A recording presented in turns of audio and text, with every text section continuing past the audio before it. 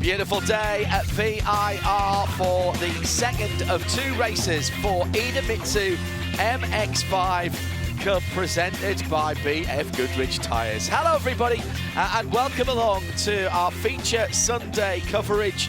It's great to be with you from the Hagerty Global Broadcast Centre. It's John Hindorf and Shay Adam. We are in the south of Virginia, close to the county line, actually, the state line, excuse me, with a 3.25 mile circuit to test our team's drivers and BF Goodrich Tyres this weekend. You know, this has not really changed at all since it was laid down. It's a proper circuit. It requires proper engineering and real driving from real race car drivers. Turn 1, good overtaking opportunity, maybe into turn 12, and there are plenty of places as well that can initiate some problems. I said this was the second of two races this weekend. We had one race yesterday, and it was an absolute cracker. In Fastnacht on pole position for the Sword Racing number 15 car. Got into the apex at the first corner pretty well. A little bit of a contact behind him that sent some cars onto the green grass. They would then have to fight back through. Problem for the number 21, Bruno Cagnero. Full course caution for him. We'd already lost John Jourdain and Celine Roland and joining Atanasio in that early incident. Jared Thomas got hit on the restart. Bryce Cornet made contact, and then Jared Thomas got hit as well. He's the championship leader, and the big blow up as well. Massive news for the championship. That was another full course caution for Bryce Cornet. Spin for the number 80, Ethan Tyler. Rossi Lee had an incident. He got hit by his teammate Aaron Johnson, and that rather ruined his morning yesterday. Tyler Gonzalez went on to pass the 72 of Connor Zilic for the lead on the last lap. I told you there was plenty of excitement, and he went on to win. That was half a lap from the end. The top three separated well by virtually nothing at all, with Gonzalez, Zilic and Gresham Wagner coming through in first, second and third. Shay Adam, that kept us on our toes. Shay Adam joins me, veteran broadcaster of Le Mans 24-hour coverage, as well as here on the IMSA package. It has had some repercussions, Shay, as to what we're going to see as far as the lineup, the grid order is concerned here. Yes, it has, John. We've lost two cars from yesterday. No Bruno Carniero or Bryce Cornet. As of yesterday's race result, we have Woody Hyman and Chris Noon starting from the back of the pack. New engines in both of those cars. And yesterday's race winner, having not set a decent time in qualifying, starts 24th on the grid. And also a shout out for Alex Bashura starting in his best ever starting spot of 4th. It's a lot to watch out for. That's Shay Adam in the Hagerty Global Broadcast Centre here.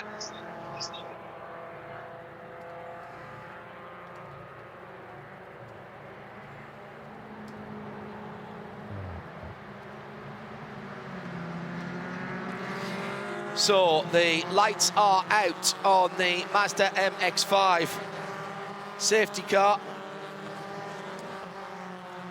Let's get everybody lined up, and I'll run you down the first couple of rows.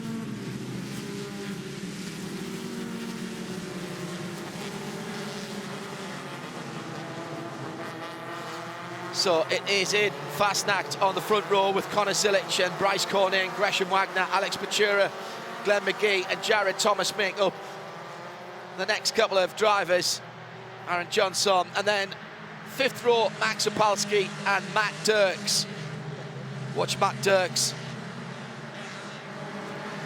as in that number 76 car. Expect to see him take off very quickly indeed. 45 minutes on the clock. 3 rookies at the front of the field, 4 in the top 10. It's a good crop of newcomers. Oh, there's a little bit of bumping and barging there. Looked like the 72 of Connor Zilic was being pushed from behind as we go green, and the clock starts now. Down towards the first corner then, Conor Zilic in the red, white and black machine to driver's left. Will he be able to sweep around the outside, or will the Paul Sittler in the 15 be able to hold on to it? In fast now for McCumbee McAleer Racing. Has held on to the lead through to turns 2 and 3. Zilic in second. Wagner already in the multicoloured car, the green, orange and black car, up into third position. Or holding onto his third position, should I say. Bashura for Spark Performance in behind his teammates, so third and fourth for Spark Performance. Glenn McGee in the white car, JTR. That's Jared Thomas Racing ahead of his team leader. So a couple of pairs of cars from the same team. They go up the climbing S as the snake for the first time of asking. Once again, Aidan Fastnacht, Fast Hands Fastnacht as we call him yesterday, got a little bit of a dink and was very impressive in holding the car. Start being looked at by race control, not unusual that. May have been somebody just jumping out of line further back. I have to say, didn't see anything. Shea, Adam, did you pick anything up from what you saw at the start? I did, John. We had Rossi Lee sticking way out at the beginning of the race in the gold number 48 machine. He jumped out of line very early on, but the bigger concern was Glenn McGee, who got moved way back on the start. So that's the one that we will be looking at.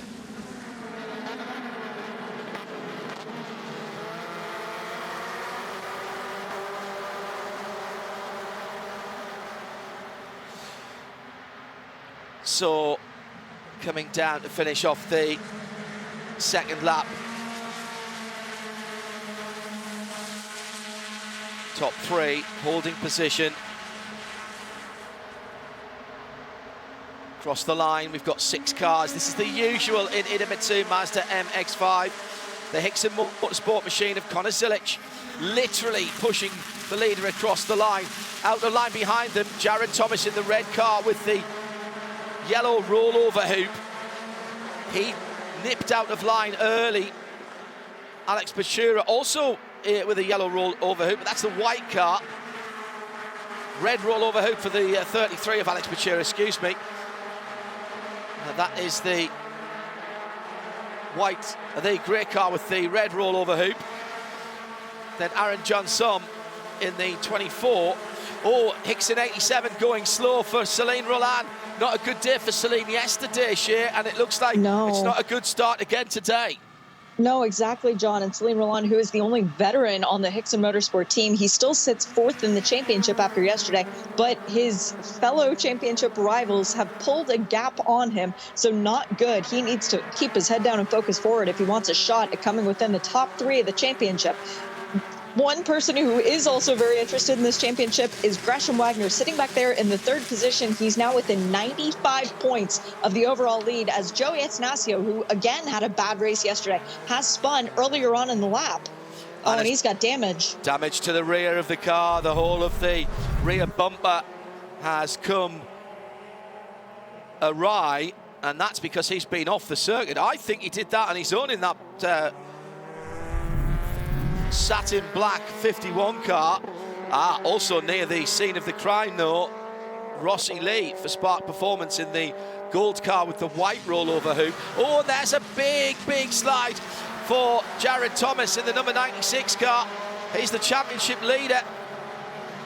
He cannot afford another bad result. She came in with a handy lead, an extensive lead, but with just 2 races to go, this has got to be his worst weekend of the year so far for JTR and Jared Thomas. Well, the problem, John, is that his worst weekend came with Road Americas. He actually got sideways under braking at the top of the roller coaster, got into Aaron Johnson, managed to recover, but his lead, which was more than 200 points, is now down to 95, and he's come into the pit lane. So this is terrible news for the championship leader in car number 96. That was at Oak Tree. A moment, though, for Tyler Gonzalez. The 51 car was the one who kept it wide. Joey Attanasio is out of his car, and we go to full course caution once again. So this is almost a repeat of yesterday with untidy first couple of laps, and Attanasio's not happy, is he? You can see by his body language he's waiting to have a little bit of a word with somebody. The Max Motorsport number 43 Mazda. He shakes his head as he walks off into the infield area by the Liberty course. Oh my goodness, mate. I bet you're pleased you don't have to stick a microphone under his nose right now and have a word with him. Very much so. Remember yesterday, he was absolutely disconsolate, leaning on the trunk of his car in the pit lane. He came into this race still 6th in the championship after being 5th from yesterday previous. This is going to drop him out of the top 10 potentially. So Atanasio, rightfully so, is angry. Let's see who he points at. Yeah, that might be a clue. Well, I think this is really good work by the rescue crew, the MR safety crew and the rescue crew. They've sort of taken his attention. They're telling him to get away. He's looking, well, that looked to me as though it was the number 89 that he was remonstrating with there, Justin Piscatel. Very distinctive light blue car with the yellow wheels. And yeah, it's him. Justin pointedly not looking in that direction there as he went by. But he's clearly, that's the blame that's been placed on him by Joey Atanasio. The rapid response Porsche Cayenne, IMSA AMR safety team have come to give the young man a lift. Come on, you can't be walking around on the infield. Let's get you back into the circuit. Very good. Very good indeed. Really good work by all of the safety workers there to just bring the situation down about 3 or 4 or 5 notches. Atanasio clearly not happy at the original incident. Car now out on the side of the circuit, but wandering back, even under full course yellow, wandering back towards the side of the track. Understand he wants to get his point across to the driver that he feels was responsible for his misfortune. But I think that's really, really good work by everyone concerned there. Just Piscatel with the left indicator, the left trafficator going on that car. He'll just have knocked the stalk. Team will tell him on the radio.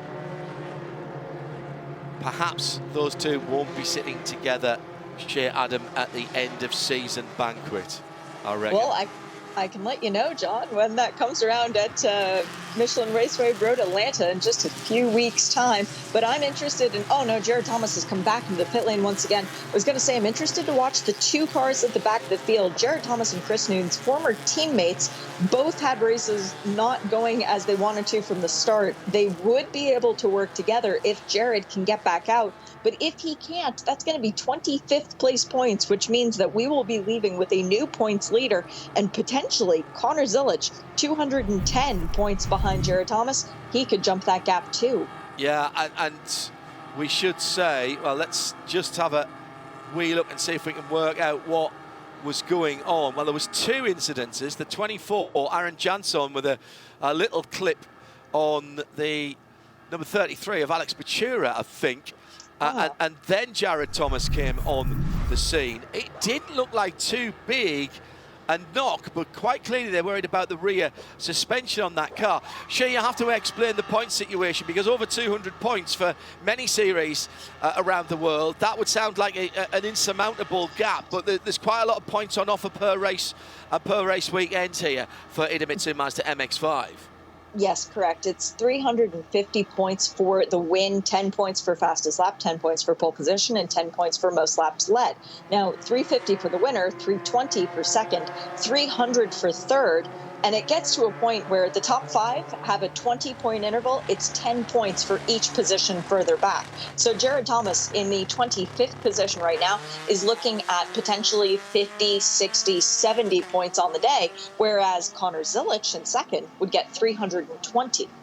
And the points differential coming into this race was what for Jared Thomas, who's out of the pits, by the way, albeit with a rather pre-loved looking MX-5 at the moment. I mean, he had a huge lead coming in, but he didn't score well yesterday. No, correct. And it meant that Gresham Wagner finished third in yesterday's race, closed within 95 points of Jared Thomas, meaning that if things stay the way they are, Wagner is going to leave this round as championship leader. And remember, he knows how to win a championship. He did it last year and walked away with a check for $250,000.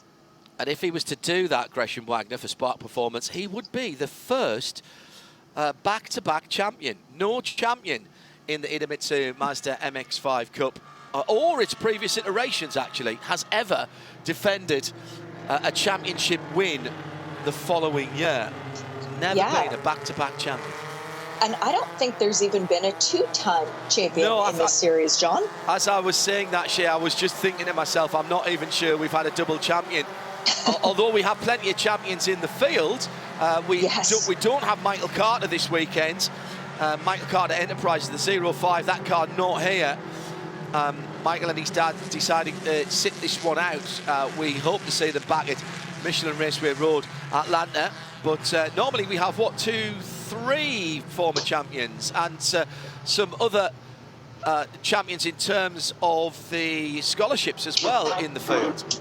Yes, we have Aaron John Somm, and well, normally we would have, I think, 4 or 5 in terms of people who have received money, cash money from Mazda, and decided to come run in this championship. We've got many former champions running across the weekend. We've had Kenton Cook on site this weekend. Robbie Foley, who won back in the Skip Barber MX-5 days. He, of course, races in the WeatherTech Championship. Stephen McAleer, team owner in this championship, also racing in WeatherTech. So it's nice to see that the ladder series does work, but that's not what this championship is about. It's a destination, not a stepping stone. And that's why you get people like Gresham Wagner, like Michael Carter, like Brian Ortiz, even at the beginning of the year, who win the money and they decide to stay and play because it pays to play out here. The incident involving Joey Atanasio in the 43 as his car comes back on the rollback, and it would appear to be the 43 car that the stewards want to have a look at. Excuse me, the 43 and the 36 that the stewards. So that would be David Starb, Slipstream Performance. Now that is another blue car, but I'm fairly certain that it was Justin Piscatel that was attracting the ire of Joey Atanasio. But that one's going to be reviewed post-race. Already had a look at the incident between Jared Thomas and the number 33, Alex Batura, at the top of the roller coaster. That has been reviewed. No further action taken on that one. And we have an incident involving cars 96 and 33 as well. Jared Thomas and Alex Batura. Yeah, so that was in the same part of that. That has been reviewed, no action, should I say, yes, confirming that reviewed post-race, the other one. But I'm pretty certain that, well, maybe Joey, in the heat of battle and still hadn't quite calmed down, picked the wrong light blue car, because David Starb in the Slipstream Performance car runs the 36. That's another lighter blue car. Lights are off on the MX-5 safety vehicle, and we're still 31.5 minutes to go. It will be up to Aidan Fastnack to bring the remaining 25 cars back to a green flag. He checks his speed going down the hill through the roller coaster section, and this is helpful for all the guys who are trying to catch back up to the field, which they have done now. And back to the green flag. Fastnack then, with Connor Zilic right up his Mazda tailpipes there. The red and white car barely visible as they come across the line. Gresham Wagner maybe a car's length further back with Aaron Johnson in the 24. That's the white car with the red stripes on the hood. But round the outside, Sam Pearley in the metallic blue car with the white roll hoop, now making his presence felt. Last year's Rookie of the Year for McCumbee McNalea Racing. Restarted in 5th, already up to 4th. Going into turn 3. Wall of Champions on the right-hand side. Claimed a lot of big names in stock cars back in the day, that corner, hence its nickname. Well, it's a pretty clean start as they may have cursed that, of course, as they head up through the Snake and up through the climbing S's again. Underneath the bridge, and off goes the 32. I did curse it, very sorry. Chris Noons in the pink and white car, Formidable Racing. He was right at the back of the field. Jared Thomas has gone by him, so that's possibly a few more points for Jared Thomas. That's maybe 10 more points. These could all be crucial by the time we get to the final race of the year in a few weeks' time at Michelin Raceway Road at Lancashire. Yep, and they frequently are. And right now, all of the bonus points from today's race are going the way of Aiden Fastnack, the young man leading the way in car number 15. I spoke with Stephen McAleer this morning. He said we did a really good job to finish 4th, 5th, 6th, and 7th, but none of those are trophy positions. And wow, it was a big hit for Chris Noons as he was going around the outside of a blue car. I didn't catch which one that was. Was it Michael Staub, John? I think it was Michael Staub in the number 37. And it was that wheel-to-wheel contact that flicked the Chris Noons Formidable Racing car up in the air, and very fortunate that there is plenty of runoff here. It's grass, so you can't use it with alacrity, which is something I love about this track. 37 and 32 under review, and the 37 is indeed the Liquid Moly blue and black car. Well, that was going from 4 into 5.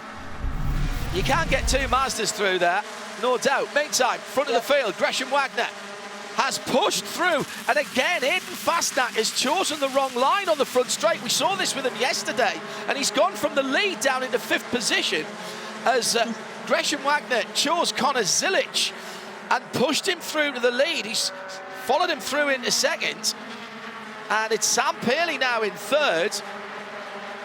It's like the Aaron Johnson car's right up there as well. That's the number 24. But it's the Thomas Annunziata Run Hickson car, the number 10, that's the other white car in there in 4th position. So he's picked his way through the carnage as well. Good run by Thomas there. Yeah, a rookie who is up for the Mazda scholarship, the grassroots scholarship at the end of the year, coming in, dipping his toes into the Idemitsu Mazda MX-5 Cup Championship, much like we saw from Connor Zilic last year, who currently leads the race. Connor was the recipient of a $110,000 scholarship. That's what Thomas wants. And so far, so good. 1 spot out of the podium in his first ever weekend. That's Shea Adam with me, John Hindhaugh, in the Hagerty Global Broadcast Centre through Oak Tree. We are not even halfway through this race. As ever, plenty of accidents described earlier on as reliably exciting and excitingly random racing. I'll add to that, brilliantly entertaining as well. Here comes Annunziata, the white car down the inside. Sam Paley just holds onto his line at the top of the roller coaster. 1st, 2nd, 3rd and 4th. You could pretty much put an easy up over the top of them at the moment, and Annunziata's made that work. That was a very brave manoeuvre. Well, this is a man that is new to the championship, and if this is what we're expecting to see from him next year, when presumably, Shea, because he hasn't done a full championship, he'll still be categorised as a rookie. I'm already marking him down with this kind of racecraft and this kind of brilliant pace. I'm already marking him down as a contender for 2023. Long way to go in this race yet, John, and Sam Paley already fighting back around the outside to reclaim the 3rd position as they go into turn 1.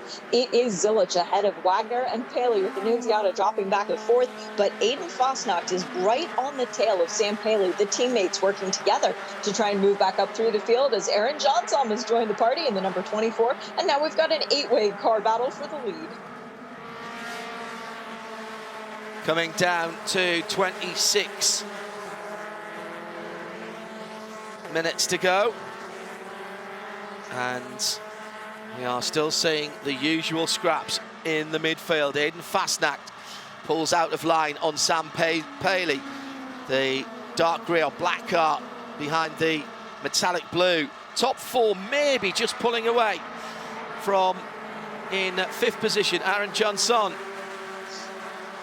Just watching Celine Roland coming through the field in that pink Hickson Motorsports number 87. That's been a good comeback from him again, fighting his way back through. Jensen Altsman in the pink 13, excuse me. Celine Roland in the 87, just a couple of cars further ahead.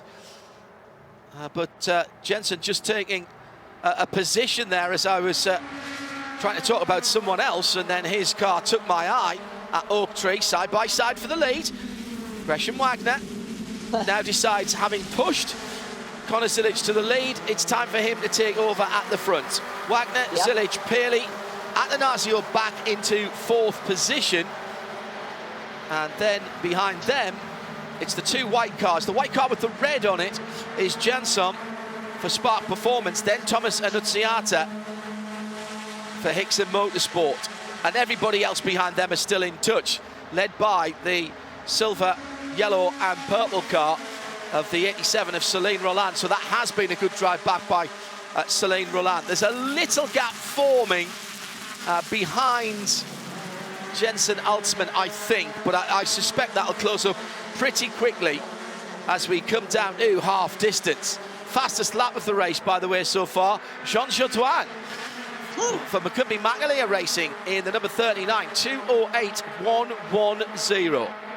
He's bottled it all up from yesterday. John didn't get very far in race number 1, so clearly he's been saving up all of his fast juices for today's race. Gresham Wagner, though, back to the lead surprises me not at all. The defending series champion realizes that 10 points makes a big difference, and he wants to lead the most laps in this race. Keep an eye, though, right now we've got 2 cars of serious interest. Yesterday's race winner, the number 51, Tyler Gonzalez, already back up in the 10th position. He's charging hard. The other driver, Justin Piscatel, who was potentially involved with that Joey Atanasio thing earlier on, where he was certainly given the blame for it by Joey, he has just gone purple in Sector 1, so he's looking to steal the 10 points for fast lap. Chris Nunes and the 37 of Michael Starb will be looked at after the race. That's another incident.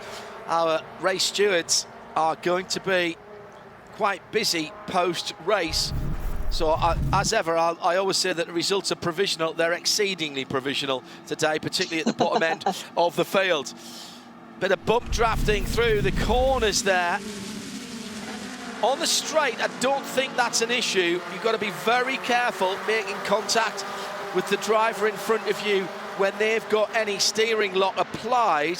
It was outlawed on the high banks of Daytona earlier on in the year.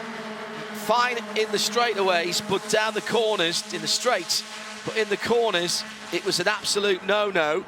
So watch out for any warnings coming there. You expect a little rubbing in this, because these cars do make a big hole in the air. Gresham Wagner for a moment took the fastest lap of the race, but now it goes to Tyler Gonzalez via about everybody else in the top 10 as they went across the line that time around. Wagner and Zilic just pulling away a tiny bit. No, Paley's hanging on to them. Then there's the little gap back to Fastnack. Another gap to the chasing group, which is now headed by Thomas Annunziata. So this is building up nicely, and we have now gone into the second half of the race. Shea Adam.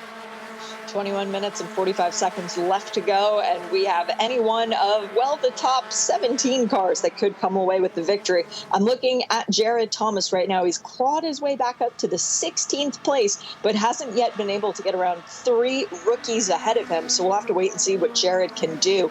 It's interesting to watch the coexistence between Gresham Wagner and Connor Zilic right now, because those are the 2 cars trying to fight up to Jared Thomas in the championship battle. Wow, Tyler Gonzalez passes with ease as around Matthew Dirks on that section of the lap, well before Oak Tree. I think Gonzalez is putting on another charge to the front of the field, John. The way he judged the race yesterday was outstanding for me.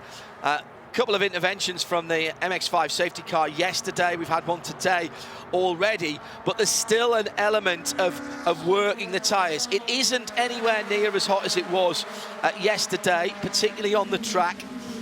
93 Fahrenheit here, 4 wide, going into the top of the roller coaster. I try not to get too excited every time I see that, because that really is standard. Any long straight that you have with Idemitsu Mazda MX-5, they will fan out at the end of it, because these cars do make such a big hole in the air. Open top cars are not particularly aerodynamically efficient, and you add the roll cage onto that, and it's really disturbing a lot of air. If you can get right in behind the car in front, you're in that big hole that's being made there, and that's what Tyler Gonzalez is doing now as he tries to go up the inside of Celine Roland into the first corner, and he makes that look very easy indeed. There's a touch for Gonzalez from the inside. I think that was Aaron Johnson who touched him as Gonzalez was trying to go up the inside of Celine Roland. Behind him, Tyler Gonzalez just clipped the rear quarter panel. White car coming down the inside. That was a hopeful run. Got a little nudge from Thomas Annunziata as well, but that was post the hit with Tyler Gonzalez. I'm not going to say that was a low percentage lunge, but that number 24 car there, Shea, was coming from a very long way back on a very tight line into the first corner, and Tyler Gonzalez will not be happy about that because his pass looked pretty clean on the 87 of Celine Roland. Yep, and I will say that race control is investigating it, so we will wait to cast any sort of judgment. But while all that was going on, Connor Zilic put in the fastest lap of the race, so there's 10 points towards him as Gresham Wagner continues to lead. And Aiden Fastnacht now onto the back of that leading quartet as he has made it. He's looking for redemption, getting his first ever pole position yesterday, his second ever pole position for today's race. That's 10 points per race. Great, fine and dandy, but it's 350 for winning the race, and that is what Fastnacht wants. Looks like Fastnacht's got the same sort of single car speed as Tyler Gonzalez had yesterday. If you remember, Tyler bridged the gap on his own to the leading group and then made that stunning last half-lap pass and held on for the lead. Well, he's going to have to do an awful lot now in 18 minutes as he has dropped down into... Well, I reckon he's dropped down outside the top 10 now. We'll check it as he comes across the line here as the top four go through. Wagner, Zilic. The blue car is Paley. The dark grey and black car, it can be McAleer Racing. The next group is headed by Annunziata, then Max Zapalski getting in on the act in the number 2, Copeland Motorsport, then Aaron Johnson, Matthew Dirk, Celine Roland, Jensen Altman on the in the top 10. How far did Tyler Gonzalez... Tyler Gonzalez has pitted. Tyler Gonzalez has pitted. So perhaps more damage to that car than we thought after the off-road excursion at turn 1. And there is the Copeland Motorsport car, Shea, Adam, in the pit lane. They're looking at that right rear. That's where the contact was, Shea. Yep, and incident responsibility has been given to car 24, so Aaron Johnson needs to make a drive-through for the pit lane to serve that penalty. I'm also wondering, though, John, if Tyler Gonzalez realizes he's not going to win this race and you save the car for the next race weekend at Michelin Raceway Road Atlanta, because Tyler Gonzalez was not within the top 10 of championship points coming into this race, even after his third win of the season. Yeah, it's all about race wins for him now, isn't it? That is fair. But collecting points, Shea, and getting yourself into or further up the top 10 is the cash payments go down to 10th position in the overall championship. And Tyler Gonzalez was with those outside three of the top 15. Was he? Okay, sorry. Yeah. I thought he was a bit closer than that. No, he missed a race weekend. I believe it was the one at Road America, the last weekend out before this one. So he had chosen to forfeit his spot in this championship already, meaning all he wanted to do was win, and that's all he was aiming for. BF Goodrich tyre on the right rear on the grass from Gresham Wagner as he came down the roller coaster. He had a little tap at the top of the hill from Connor Zilic, and they've broken away from Sam Paley, who has got a couple of cars lengths on Aiden Fastnacht. Connor Zilic, best of the rookies, sitting in second with last year's champion right ahead of him, and right ahead of them, Tyler Gonzalez has come out of the pit lane, and he's going to be right from the leaders, and there's a touch between first and second. Connor Zilic decides not to take advantage and go through, but that's allowed Sam Paley and Aiden Fastnacht to go through. Well, that was a sort of automatic reparation there by the number 72 driver, Connor Zilic. Made a mistake on the brakes, just gets in a little bit deep, and fantastic save by Gresham Wagner. I have no doubt that Conor Zilic could have gone through there, but much like you see in remote control racing, he didn't take the advantage. He's hoping that that will exempt him from a drive-through penalty. The problem is, of course, that it did cost the leader 2 places. Very good heads-up driving from Sam Paley and Aidan Fastnack then to go through. So Aidan Fastnack now the best of the rookies. Rookies in 2nd and 4th, and that 4-car train heads up to Oak Tree with just under 15 minutes to go. Paley appears to go wide, but that is the preferred line there. If you get a really good run into the first right-handed part of the Oak Tree hairpin, and you've got a car that's really talking to you, and sling it up the inside there and do a bit of a block pass.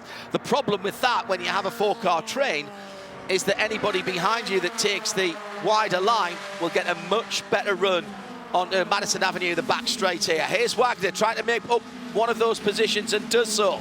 Goes up into 2nd for a moment, but Fastnack is holding on to his line as they go side by side, and 3 wide down through the roller coaster. I don't think I've seen that before in any class of racing. Fastnack with the wheels on the grass on the right-hand side of his car somehow hung onto it, and that'll really compromise his run down the front straight. That may make him a little bit vulnerable, and this means that Sam Paley's got away as well. It was pretty clean at the top of the hill between Wagner in the white, green and orange car and the dark grey and black number 15. And for a moment, Conor Zilic was thinking of sticking the nose of his Mazda in there as well. Wagner's got back through into 2nd after that exchange, and Sam Paley, for the moment at least, has a couple of cars lengths, but I suspect that that will come back. Indeed, it already has, as they're going towards turn 4. Another brilliant save coming down the hill, this time by Aidan Fastnack here, Adam.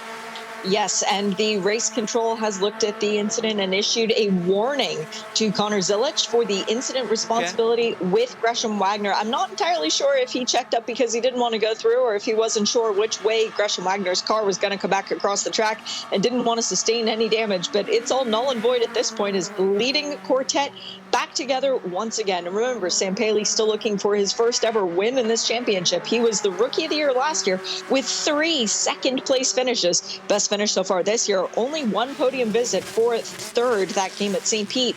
This could be a very good day for Sam Paley.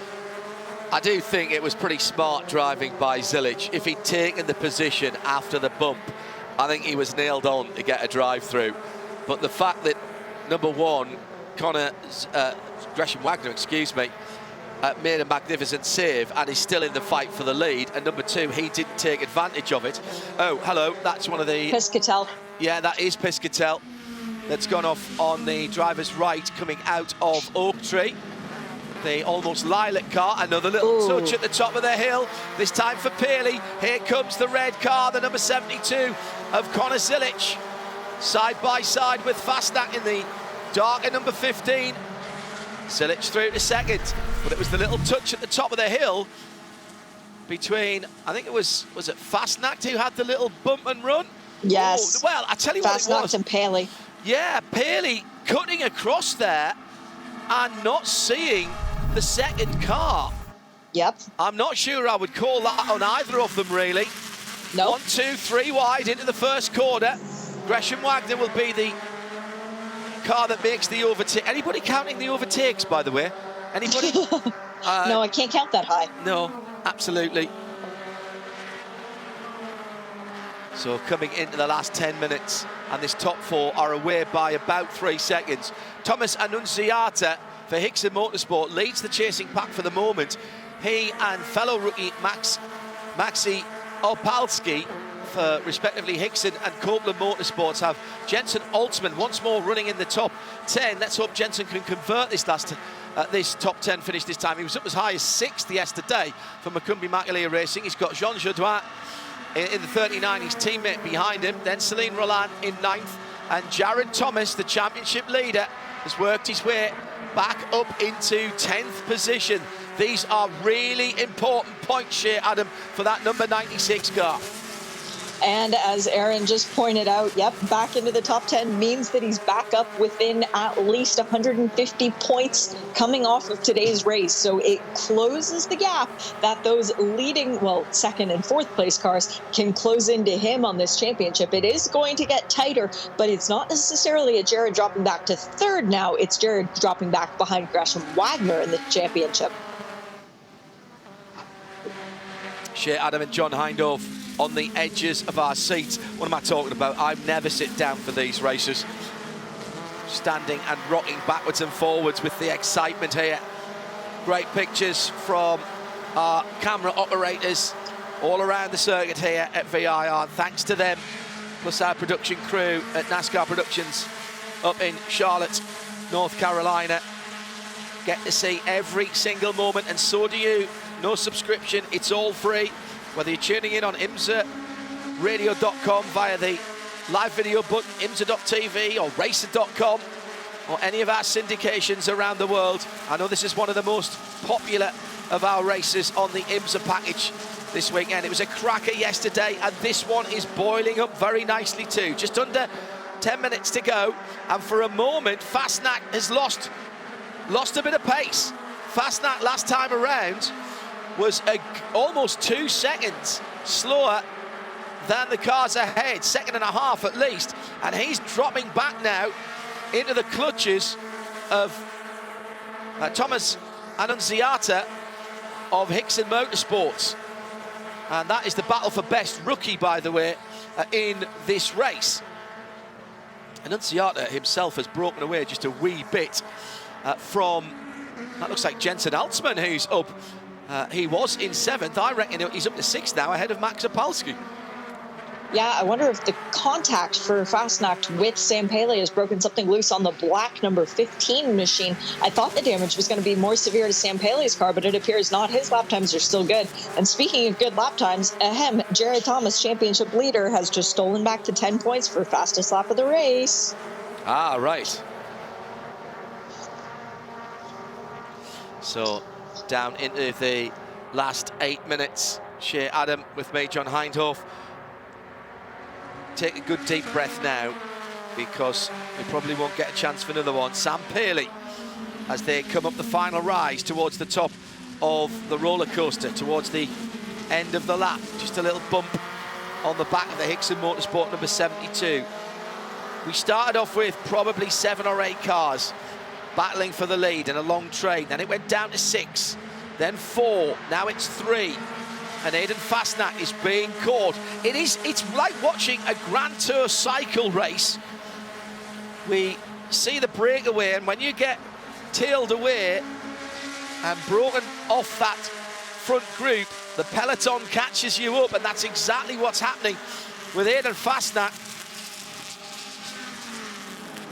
Annunziata, Altsman in 6th, Jean Jourdain in 7th, Opalski down to 8th, Jared Thomas now in 9th, Celine Roland in 10th position. This is a fabulous drive back by Jared Thomas. He's really keeping himself in the championship run here, trying to get along the inside of Max Opalski. He's done that. Now he's right in behind Jensen Altsman. Altsman in that white and grey car. Has a little look of a pink car. It's got very thin pinstripe livery on the side. It's the number 13. And right behind him, the bright red with yellow roll cage signifies the man who was championship leader coming into this weekend. Well, what a drive this has been. Sometimes you've got to win from the front, and that looks good. Sometimes you've got to fight your way through, and sometimes you've just got to keep on it. Remember, that car with damage. Oh, and a touch on Altsman, but that almost pushes him through into another position, as he was right up with Annunziata there. But that's going to kill his pace down the Madison Avenue back straight. And that was a cheeky little bump and run by the number 96. That'll be having a look at as well down in race control, and Altsman goes back 2 places. does. And Celine Roland, now right up behind Jared Thomas, realizes that his championship aspirations are pretty much over, with Jared Thomas staying ahead of him through the course of this race. Already a 415-point gap between them coming into the race. And Ultimate is nerfed off the track. Now that, I think, was Max Opalski who was alongside. So just when I was saying that Jensen Ultimate had to convert that good position, he got himself at one stage up to 6th position again. That's 2 races in a row, and now he's outside the top 10.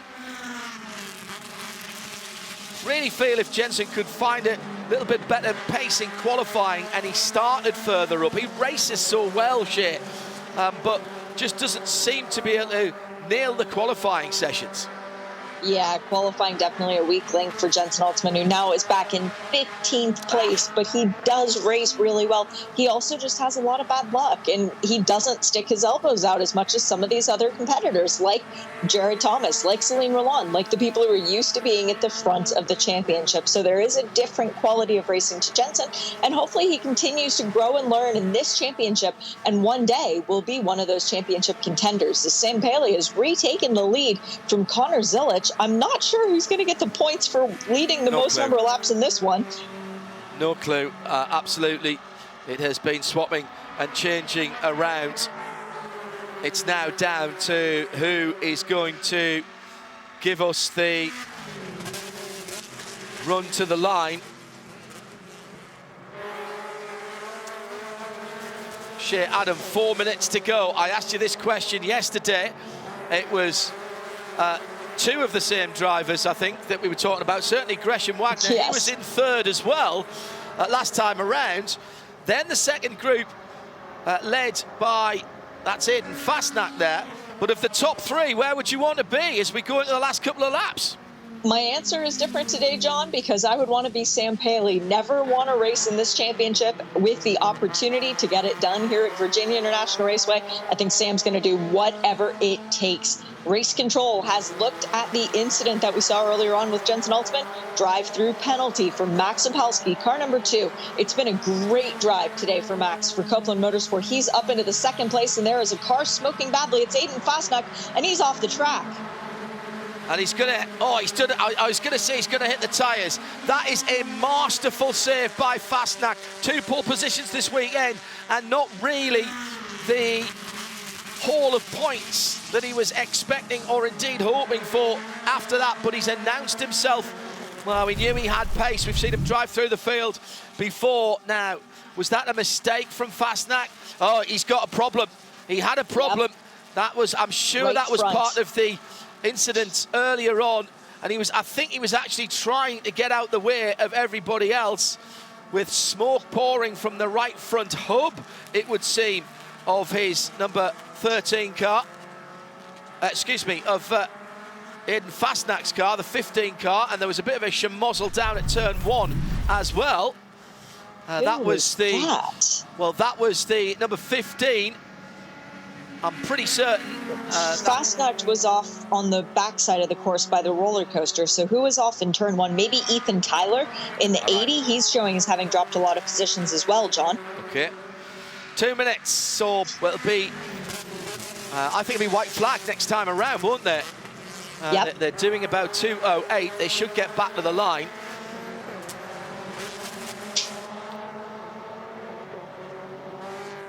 So now it is Connor Zilic who has the big target on the back of his Hickson Motorsport car. Oh, Wagner has speed. Wagner is looking at where to make a move. He certainly does. And John, Jared Thomas is up to 4th. How in the world did that happen? That's an extraordinary drive. That is an absolutely extraordinary drive. And that's drive of the day for me. Could easily have thrown the towel in with that damage. He was in the pits at one stage as well, wasn't he? Yes, at the beginning. He came into the pits. They tried to fix some of the damage, and then he went back out on the track with Chris Nunes right in front of him. Yeah, he came in twice while the safety car was out, and that's great work by JTR. That's his own team, Jared Thomas Racing. He and his dad, Dave, running it. To get that car race ready again. All right. Step back from the edges of the track, ladies, gentlemen, boys and girls. We're into the final lap. And it's go time for Gresham Wagner, who eases past Sam Paley on the first corner to put himself in a position to challenge and take a victory here. This has been a measured drive by, dare I say it, the veteran of this group. Sam Paley just in his second year. Conor Zilic, rookie in this championship. Plenty of Mazda driving experience behind both of those two drivers as well, though it has to be said, it is Jared Thomas who came across the line in fourth position ahead of Celine Roland, and that's another good comeback drive as well for the 87 Hickson driver. But it's all about who gets the big points at the front of the field. Jared Thomas, with that fourth position, may have just rescued his championship ambitions after what could have been a disastrous weekend. Now it's about who gets the big points. Gresham Wagner, I'm sure his team have been letting him know what Jared... Actually, maybe not. Maybe they haven't. Maybe they've just left him to his own devices.